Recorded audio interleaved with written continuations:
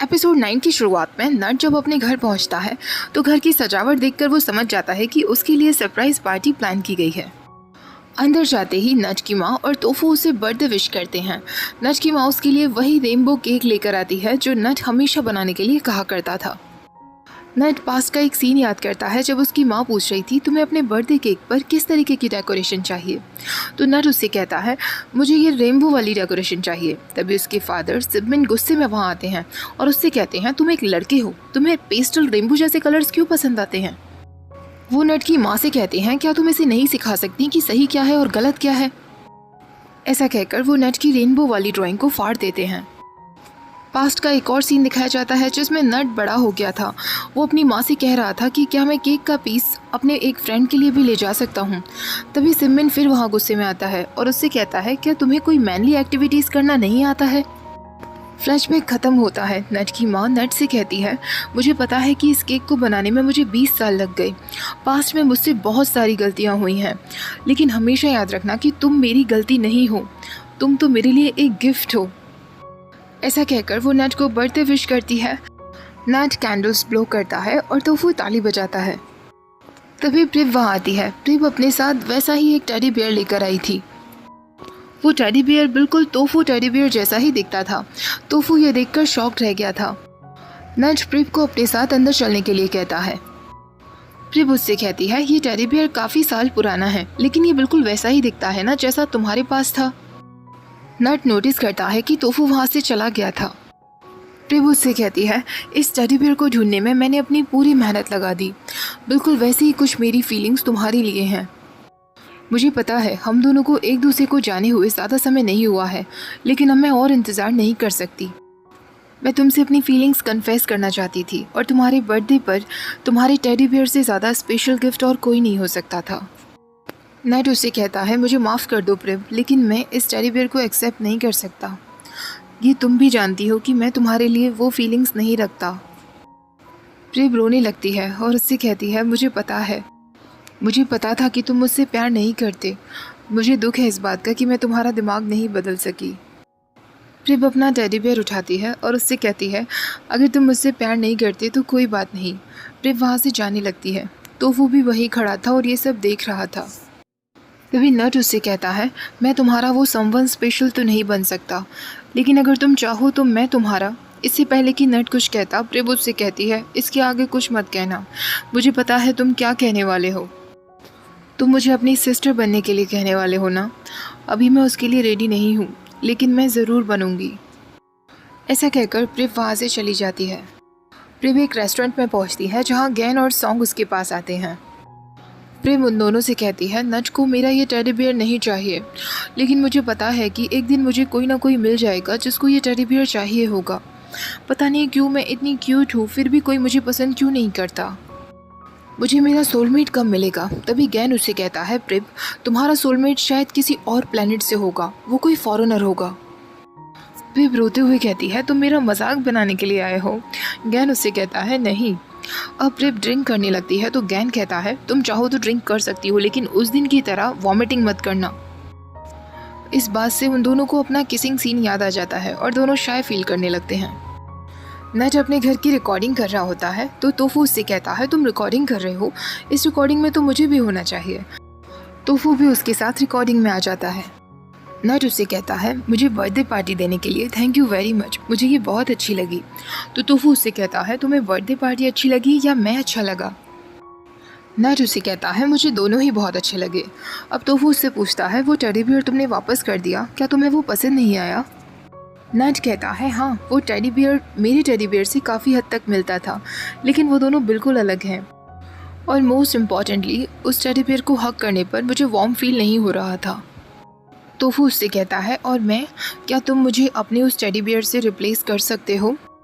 नट उससे कहता है ये कैसी बातें कर रहे हो, तुम हो, वो एक टेडी बियर था। तुम्हें याद है तुमने मुझसे पूछा था कि मुझे बर्थडे में क्या चाहिए, और मैंने इस बात पर कुछ नहीं कहा था। ऐसा इसलिए है क्योंकि मेरे पास ऑलरेडी तुम हो, अब मुझे और कुछ नहीं चाहिए, मुझे कभी भी छोड़कर मत जाना। तोफू इस बात पर स्माइल करने लगता है और अचानक से उसे किस करता है। नट उससे पूछता है ये तुमने क्या किया तोफू। तोफू उससे कहता है, एडल्ट्स इसी तरीके से प्रॉमिस करते हैं ना, मैं तुम्हें प्रॉमिस करता हूँ कि मैं तुम्हें छोड़कर कभी नहीं जाऊँगा। नट उससे कहता है, फिर मुझसे एक और प्रॉमिस करो, आज रात को मेरे साथ रुको। ऐसा कहकर इस बार नट उसे किस करता है। अगली सुबह जब दोनों उठते हैं तो नट बार बार तोफू के ऊपर अपना हाथ फिरा रहा था। अचानक से तोफू उसकी उंगली पर बाइट कर लेता है तो नट उससे कहता है, तुम जागे हुए थे?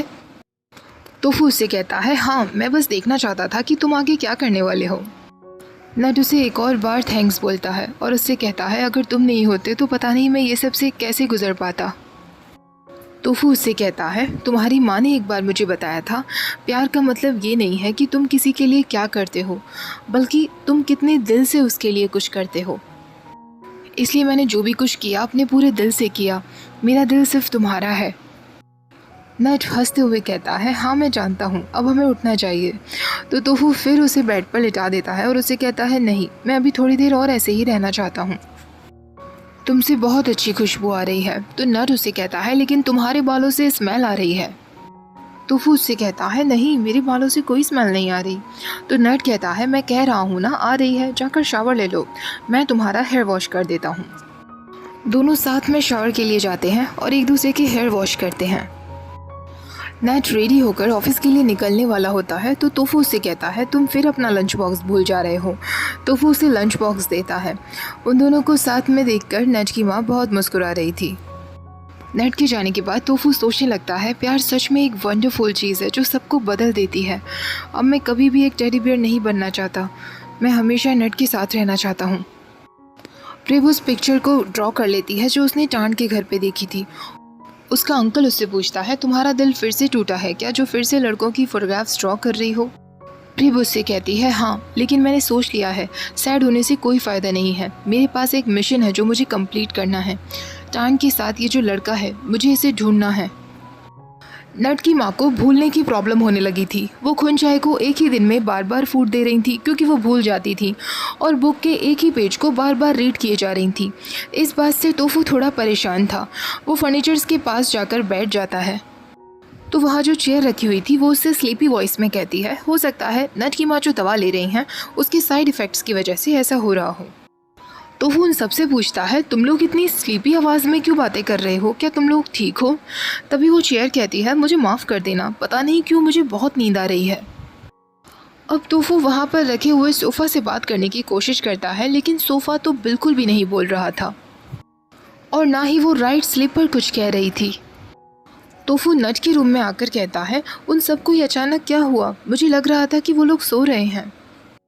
तो नट की बुक उससे कहती है, हम लोग ज़्यादा से ज़्यादा 2 दिन के लिए सोते हैं, अगर हम 2 से ज़्यादा दिन सो गए हैं इसका मतलब कि हम हमेशा के लिए सो चुके हैं और अब कभी नहीं उठेंगे। तोफू कहता है, क्या ऐसा भी हो सकता है? तो नट की बुक कहती है, हाँ, मिस्टर सिप की चेयर पहले बहुत बातें किया करती थी, लेकिन उनके मर जाने के बाद वो चेयर हमेशा के लिए सो गई। तोफू कहता है, इसका मतलब मेरे साथ भी ऐसा हो सकता है। तोफू तुरंत प्रेप के पास जाता है और उससे पूछता है कि उसे वो टेडी बियर कहाँ से मिला था। प्रेप उसे बता देती है कि उसने उस टेडी बियर की फ़ोटोग्राफ इंस्टाग्राम पर डाल दी थी। किसी ने उस पोस्ट को देखने के बाद उसे कॉल किया और उसे बताया कि ये टेडी बियर उसे एक शॉप में मिल सकता है।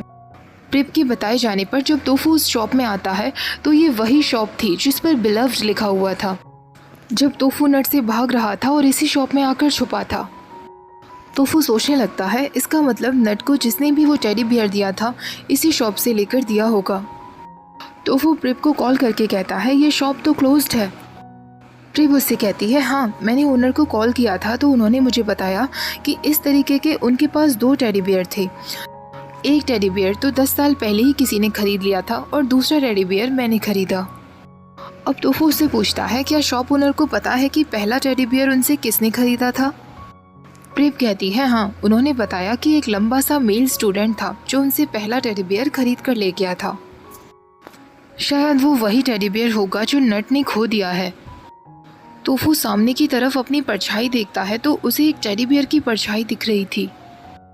तोफू सोचने लगता है, इसका मतलब अगर मुझे भी उस इंसान का पता नहीं चला जिसने मुझे खरीदा था तो मैं भी मिस्टर सिप की चेयर, सोफ़ा और राइट स्लीपर की तरह सो जाऊंगा। लेकिन मैं नट को छोड़ना नहीं चाहता। नट जब अपने ऑफिस में था तो वो लोग अगले शूटिंग सीन के लिए उसी टेडी बियर शॉप को चुनते हैं। नट तोफू को बाहर चलने के लिए पूछता है, लेकिन तोफू उसे बताता है कि वो उसी शॉप के पास है। नट तुरंत उससे मिलने के लिए जाता है। तोफू उससे कहता है, मैं तुम्हारी माँ के लिए कुछ खरीदने के लिए आया था, अगर तुम चाहो तो हम दोनों साथ में शॉप में अंदर चलें। लेकिन नट अंदर जाने से मना कर देता है। तोफू उससे कहता है, तुम अंदर क्यों नहीं जा रहे हो? क्या तुम्हें डर लग रहा है? क्या यहाँ कुछ हुआ था? नट पास्ट का एक सीन याद करने लगता है, जब एक बार वो और टान मूवी देखने के लिए जा रहे थे। रास्ते में ये टेडी बियर शॉप पड़ी थी और नट को ये टेडी बियर बहुत पसंद आया था। तभी टान उसके पास आकर कहता है, तुम चल नहीं रहे, हमारी मूवी मिस हो जाएगी। लेकिन टान ने ये देख लिया था कि नट को टेडी बियर कितना पसंद आया है। जब वो दोनों मूवी से वापस लौट रहे थे तो नट के फादर सिबमिन ने उन दोनों को साथ में देख लिया था। फ्लैशबैक ख़त्म होता है। नट तोफू से कहता है, तुमने सही कहा था, उस शॉप के साथ मेरी कुछ बहुत अच्छी और कुछ बहुत बुरी यादें जुड़ी हैं। जब मैं रेडी हो जाऊंगा तो मैं तुम्हें सारी बातें बताऊंगा। तोफू उससे पूछता है, तुम उस शॉप में उसी लड़के के साथ गए होंगे ना? नट कहता है, हाँ। क्या तुम्हें जलन हो रही है? तोफू उससे कहता है, क्या मैं जेलस हो सकता हूँ? नट उसका हाथ पकड़ते हुए कहता है, तुम्हें जेलस नहीं होना चाहिए। मैं कह चुका हूँ वो मेरा पास्ट था, तुम मेरे प्रेजेंट हो। तभी नट को उसकी माँ का कॉल आता है जो उसे डॉग फूड लाने के लिए कह रही थी। नट कहता है, मैं लास्ट वीक ही तो लेकर आया था, फिर से ख़त्म हो गया क्या? तोफू उससे कहता है, तुम्हारी माँ आजकल खुनचाई को कई बार फूड खिला देती हैं। दोनों साथ में हाथों में हाथ दिए लौट रहे होते हैं, तभी जान उन दोनों को देख लेती है। जान उससे कहती है, आखिरकार तुम्हारा तोफू से रिश्ता क्या है जो तुम दोनों इतना साथ साथ घूमते हो? नट उससे कहता है, तुम्हें ये सबसे क्या फ़र्क पड़ता है? तो जान कहती है, मैं तुम्हारी आंट हूँ तो मुझे इस बात का ध्यान देना चाहिए। जब तुम्हारी माँ की हालत ठीक नहीं है तो मुझे ही तुम्हारा ख्याल रखना पड़ेगा। तोफू तुम्हारे घर किस रिश्ते से रह रहा है? वो तुम्हारी माँ का सन इन लॉ है या डॉटर इन लॉ है? नट गुस्से में उससे कहता है, वो मेरे घर किस रिश्ते से रह रहा है इससे तुम्हें कोई फ़र्क नहीं पड़ना चाहिए। और वो वहाँ से जाने लगता है। तभी जान उसे चिल्लाते हुए कहती है, तुम ये एडमिट नहीं कर पा रहे हो ना कि तुम एक गे हो? तभी तोफू जान के पास जाता है और उनसे कहता है, आप हमेशा नट और नट की मदर के पीछे पड़ी रहती हैं क्योंकि आप उनसे जलती हैं ना? क्योंकि नट की मदर को सब पसंद करते हैं और आपको कोई पसंद नहीं करता। मिस्टर सैन भी आपको पसंद नहीं करते। आप अनहैप्पी रहती हैं, इसलिए आप चाहती हैं कि सब अनहैप्पी रहें। जान को बहुत गुस्सा आने लगता है। तभी नट तोफू को अपने साथ ले जाता है। तोफू नट का हाथ पकड़ता है, लेकिन नट अपना हाथ हटा लेता है। तोफू को थोड़ा बुरा लगता है। जब दोनों घर पहुंचते हैं तो तोफू नट से पूछता है, नट, हम दोनों अपना हाथ क्यों नहीं पकड़ सकते थे? नट उसे अकेले में लेकर आता है और उससे कहता है, मैं नहीं चाहता था कि लोग हमारे बारे में फालतू बातें करें। जान वहाँ बहुत ड्रामा कर रही थी। तोफू उससे कहता है, दो लड़कों का साथ रहना, साथ घूमना गलत क्यों है नट? हम भी तो ह्यूमन है ना? क्या हम एक दूसरे से प्यार नहीं कर सकते? हमारे प्यार से दूसरों को क्यों प्रॉब्लम हो रही है? किसी से प्यार करना गलत नहीं है, हम कोई इलीगल काम नहीं कर रहे। तो नट उससे कहता है, इसका आंसर तो मैं भी जानना चाहता हूँ। तोफू उसे गले लगा लेता है।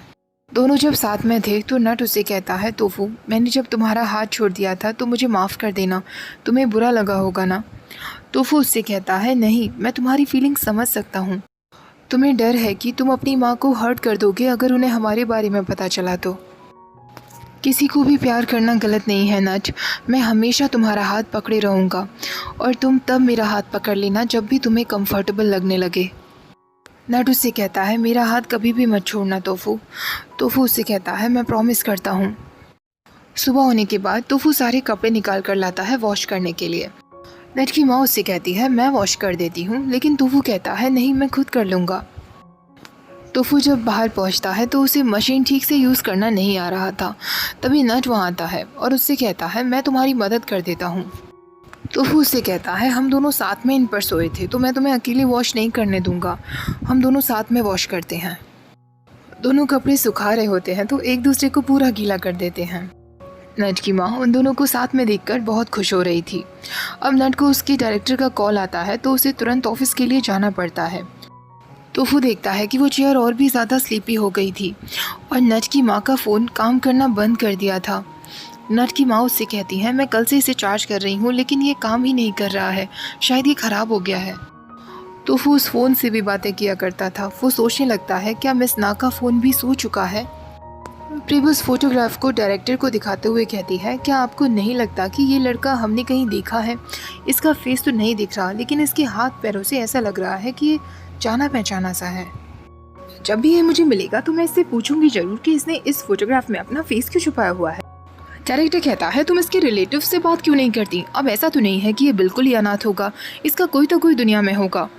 तो प्रिप कहती है, आपने सही कहा, मुझे इसके रिलेटिव से पूछना चाहिए।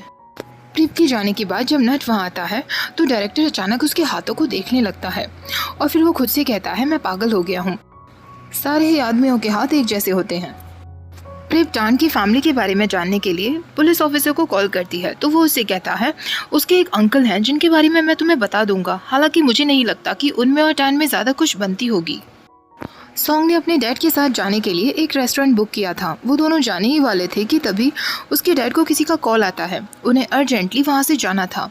सॉन्ग उससे कहता है, कोई बात नहीं, आप चले जाइए, लेकिन डैड मुझे सच सच बताना, आप इस केस में इसलिए बहुत ज़्यादा इन्वॉल्व है ना क्योंकि ये न्यंग के फ्रेंड का केस है।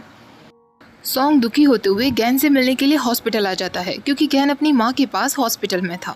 सॉन्ग उसे सारी बातें बता देता है तो गैन कहता है, तुम कुछ ज़्यादा ही सोच रहे हो, तुम्हारे डैड एक पुलिस ऑफिसर हैं, ये उनका अर्जेंट केस रहा होगा इसलिए वो चले गए।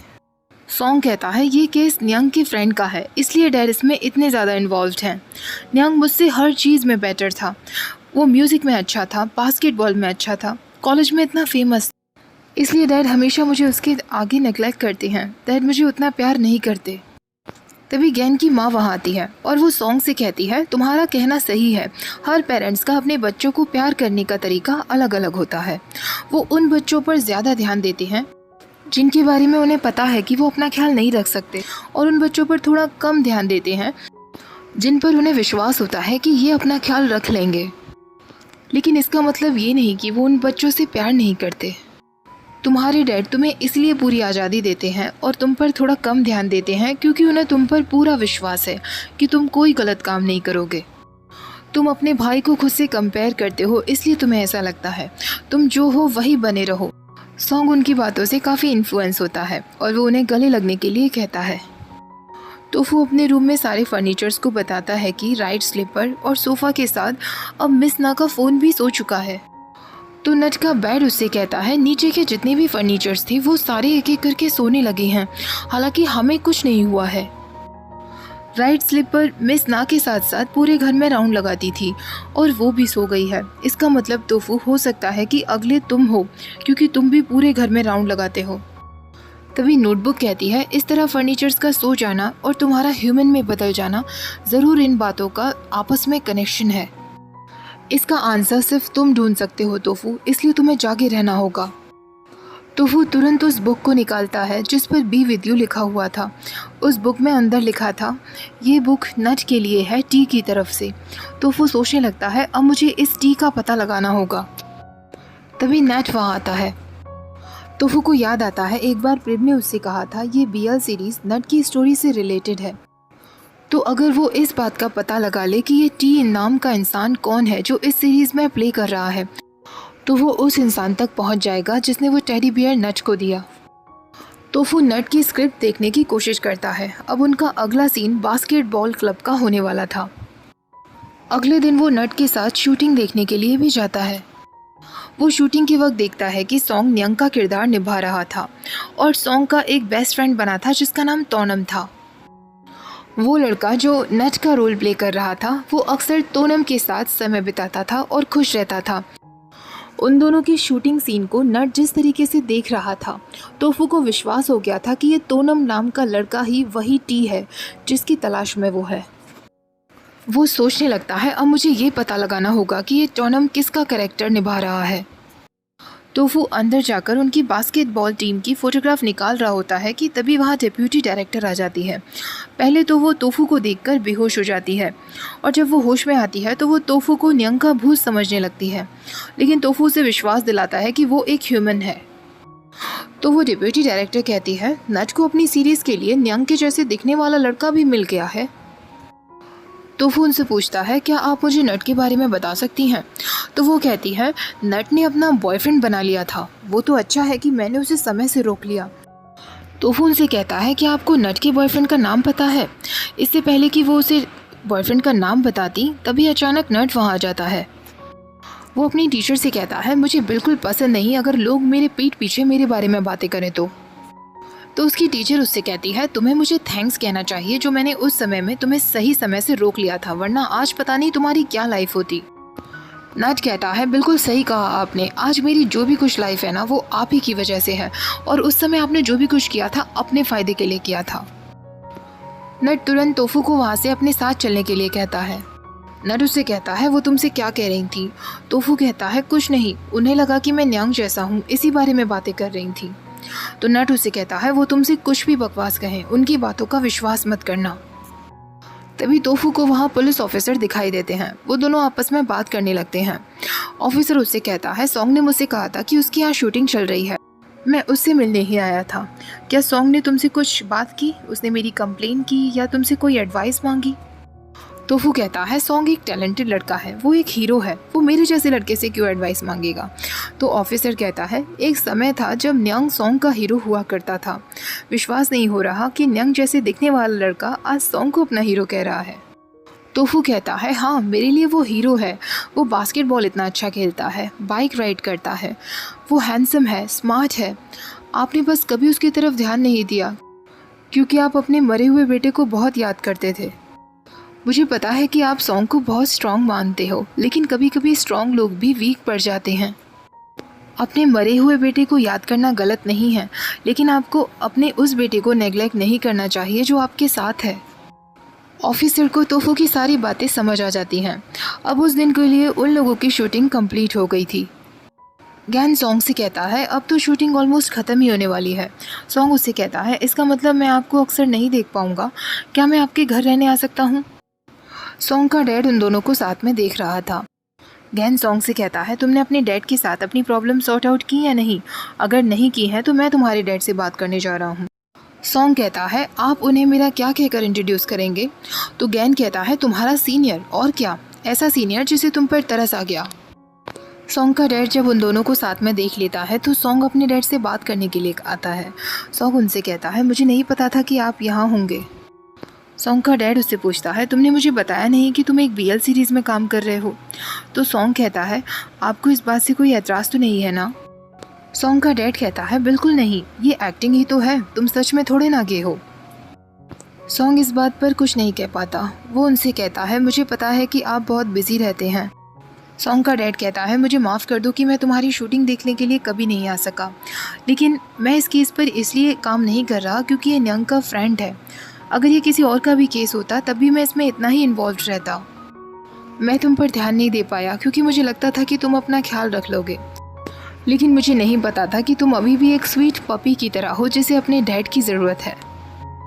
सॉन्ग तुरंत उनके गले लग जाता है और उनसे कहता है मुझे माफ़ कर दीजिए डैड, मेरी गलती है, मैंने आपको कभी नहीं बताया कि मैं अंदर अंदर क्या फ़ील करता था। अब मैं हमेशा आपसे बातें किया करूँगा और अपनी सारी फीलिंग्स शेयर करूँगा। उन दोनों को गले मिलते हुए गैन, नट और तोफू देख रहे थे और यहीं पर यह एपिसोड ख़त्म हो जाता है। नेक्स्ट एपिसोड भी मैं जल्दी शेयर करूँगी। वीडियो पसंद आई हो तो लाइक, शेयर, चैनल को सब्सक्राइब करना मत भूलिएगा। Thank you for watching, bye bye.